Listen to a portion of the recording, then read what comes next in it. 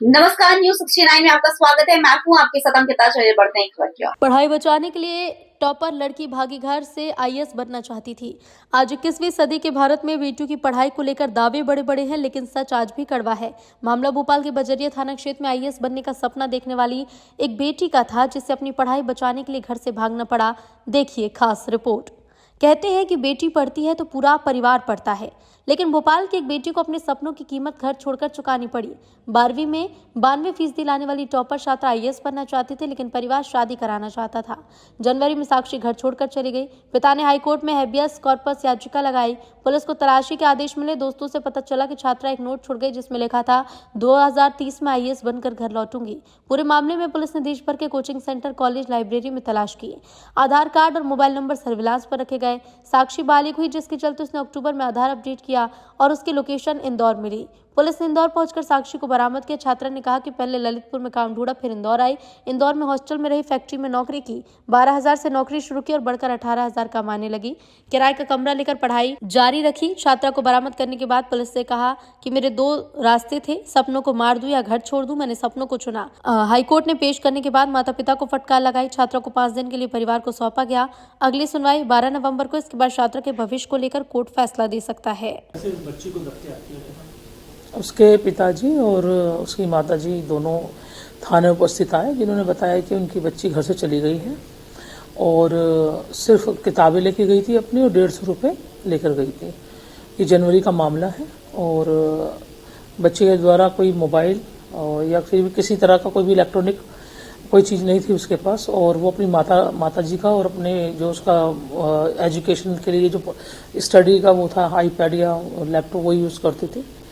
बाकी क्योंकि जो लड़की रेलवे स्टेशन के आसपास के रहने वाली थी, तो हम लोगों ने सारी जिन ट्रेन में हम चेक कर सकते थे ट्रेनें और आसपास के रेलवे स्टेशंस और उसके जो उसके माताजी का जो मोबाइल नंबर था, जिस नंबर मोबाइल को यूज़ करते थे, उसके सब IPDR, CDR और बहुत कुछ जो इलेक्ट्रॉनिक साक्ष्य थे वो एकत्रित करे, जिसमें 2-3 बच्चियों के नंबर आए, जिसने बताया कि वो पढ़ना चाहती थी, बट उसके मम्मी पापा पढ़ाई के लिए कुछ उसको बोल रहे थे, इस करके वो घर छोड़ के गई हैं।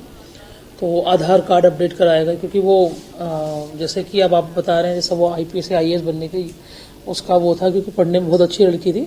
तो हमने इंडिया में जितने भी कोचिंग सेंटर्स थे और एजुकेशन कॉलेज थे जिनमें वो जाके दाखिला ले सकती थी, एडमिशन ले सकती थी, उन सबको लेटर जारी किए और उसका नाम से कि भाई इस नाम से कोई एडमिशन आपके यहाँ हुआ, कुछ कोचिंग के लिए बच्चे आए हों।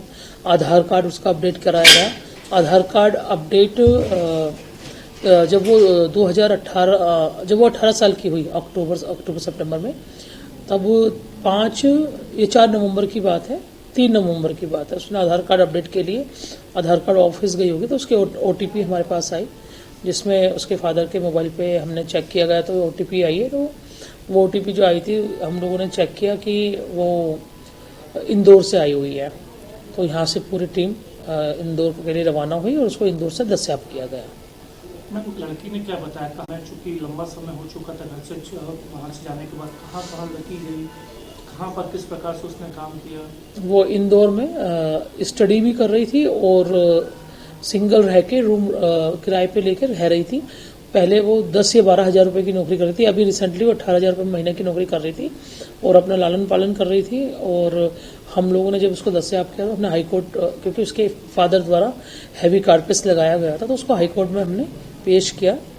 तो हाईकोर्ट ने अभी 12 तारीख दी है, क्योंकि लड़की अपने माता पिता के साथ जाना नहीं चाहती, वो अपनी स्टडी अपने बेस पे करना चाहती है और जॉब करते हुए करना चाहती है।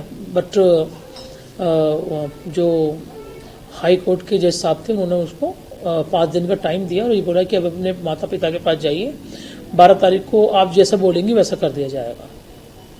Thank you so much. फिलहाल इस खबर में इतना ही। आप बने रहिए न्यूज 69 के साथ। नमस्कार।